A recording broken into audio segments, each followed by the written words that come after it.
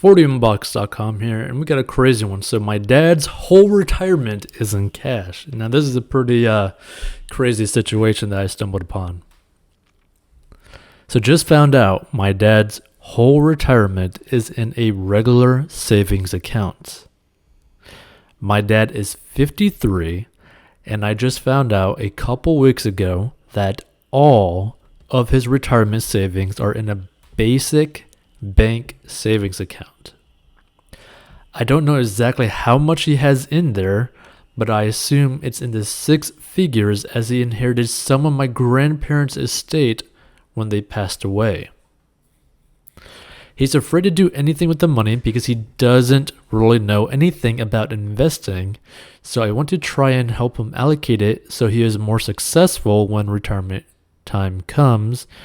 At the very least, plop it in a target date fund. What would be the best way to roll this lump sum into an investment account? He owns his own business, and I've seen that business owners can open their own 401k and match themselves. To me, this seems the fastest way to get the money into a portfolio.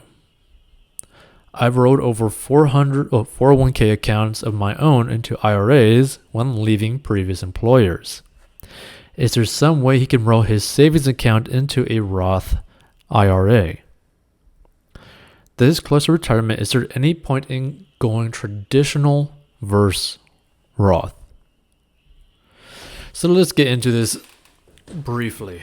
So obviously this is a super odd situation, and it's not that surprising. There's a lot of people like this who are capable of making a lot of money. Typically are business owners, or typically are in like the older age range, where they are basically just not really comfortable with investing their money, and that's perfectly fine. Technically speaking, I mean, if he doesn't like putting his money into like the stock market or something like that, he could easily just put this money into real estate, right? Or depending on his business, maybe he just goes furthermore into growing his business, right? But because of his age, I think a more healthier situation would be for him to start putting some money into investments that will provide him some sort of cash flow later on, so that if he chooses to retire, he can actually retire, right? Now, he doesn't necessarily have to retire, but you really want him to get into a situation where his money will end up working for him, in the sense that he can have the ability to choose whether or not he wants to work, right? And that's the thing that many people don't necessarily think about, right? Because the whole point of investments or investing, right, is to give you more options. So if he ended up turning these like six figures, however much it actually is, into something that's able to produce, basically the amount that he spends per year, which could be potentially whatever it is, let's just say $20,000 or $40,000 per year. If he's able to put that into some sort of investment that can produce something like that, it gives him the option to either continue his business or not, right?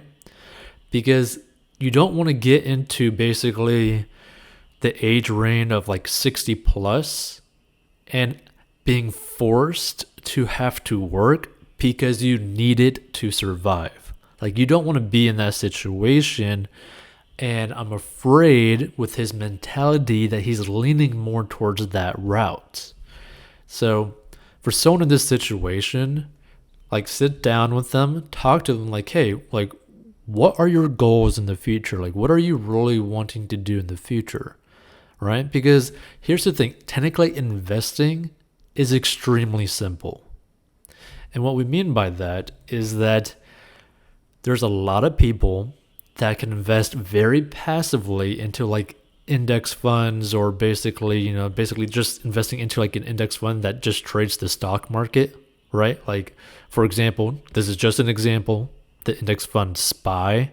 Like, if you were to just type that into Robinhood, or go down below and use the Robinhood link in the description where you could potentially get a free stock from that, you could literally just look up SPY in there, which is an ETF, and that has a track record of basically beating inflation without really ever doing much. So technically speaking, someone could have put like 100 grand in there 10, 15 years ago and would have be inflation, right?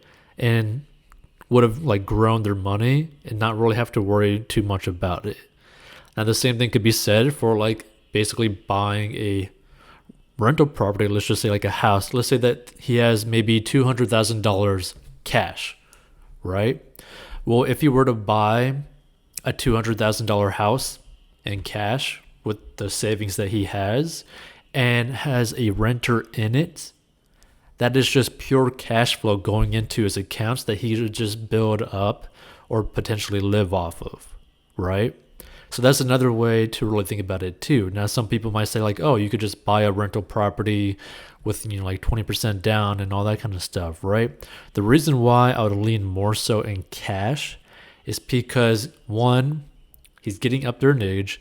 Two, he doesn't really understand investing too much. So you don't really want him to have to deal with all the hassles of paying another mortgage and then making sure renters are in there or not. By buying a rental property in cash, you don't have to really worry too much if a renter's in there or not, right? Like it gives you the stress-free situation where, okay, it's not really going to like financially hurt you if they're not going to be there for a month, right? You can take your time screening a good, high quality tenant so that you know that you could have a tenant for the long term. So that's another thing to really think about that a lot of people don't think about, because typically if you're trying to like buy a rental property with very low amount down, you need to fill up that rental property immediately to start cash flowing so that you don't end up losing the small amount of money that you actually have. So that's something to really think about as well.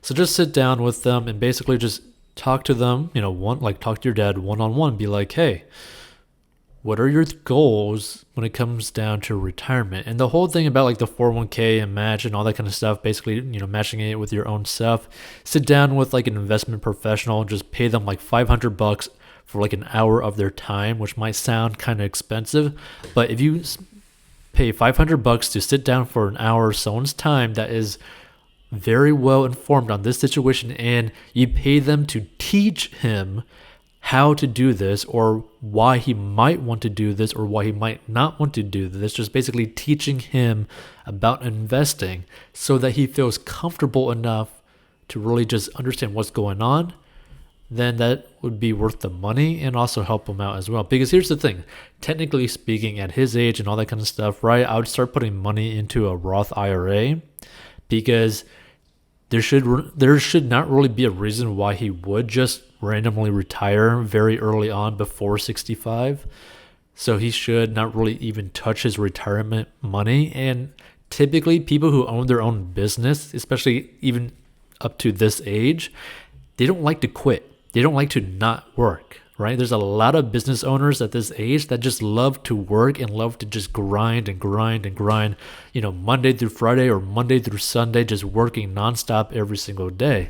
And if that's your dad's basically personality, you really need to focus on just letting him do that and just structuring the investments in a way where it's very hands-off, but in a very pretty much conservative way of investing to where there's not going to be a lot of stress about it. He could check on it maybe once a month, once every month, just to make sure that, people aren't like hacking into his accounts or something, and just be fine with that, right?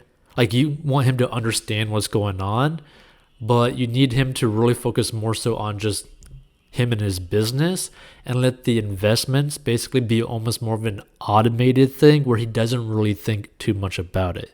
Right?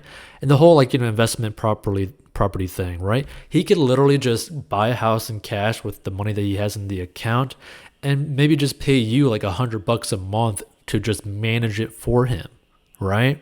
Just manage the whole like collecting the rental payments and all that kind of stuff, or just setting it up and making sure everything is fine, right? So either way, there's certain ways to really go about doing this, but the thing is you really need to figure out what is your dad's goal when it comes down to this? Because let's face facts, your dad is an adult at 53 years old and he's going to do whatever he wants to do, right? So just sit down with them and see what his goals are, and if you can help him out, or at least get him to pay for someone to teach him how to do this stuff, then that'd be a good idea as well. Because there's really no need to make this complicated. You just really want to structure the investments in a way to where it gives him the option to not have to work if he doesn't want to work, right? But the thing is, if this is like a low $100,000, that's not really going to last a long time. Like, especially if you have to go into like nursing homes or like pay for like an in-home nurse, it's not going to last that long. So really try to structure it in a way that it could provide him a steady source of income through his later years. Feel free to subscribe, watch more kind of like of these episodes. Share this with someone who might need to hear it. You can submit your personal finance question or story at 40inbox.com. You can learn the secret to mastering your money below, and you can also learn to make money online below using just a phone and a computer down in the description of this episode. And we'll see you in future episodes. And again, remember, personal finance is personal, and it really depends on like what your goals are and like what you really want out of life, because people want different things out of life. Some people want to retire early, and some people